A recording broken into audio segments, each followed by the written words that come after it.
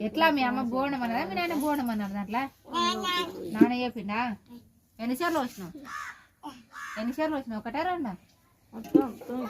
దాని కింద మంట పెడుతున్నావు కరెక్టే గానీ బియ్యమైన వచ్చినావు కూర ఏం కూర వేసినావు మంట మండుతుంది డెగ్గ మండుతుంది మంట గానీ చేసుకున్న పిల్లని బయటికి వెళ్ళనియవు అన్నీ నేను అడిగి పెడతా పట్టే అని చెప్పి ఇంట్లో అనేరుతావు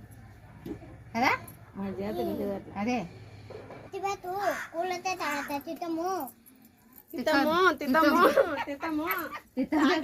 రోజు వచ్చిందన్నా లక్ష్మకి ఇప్పుడు పనికొద్దు చూడు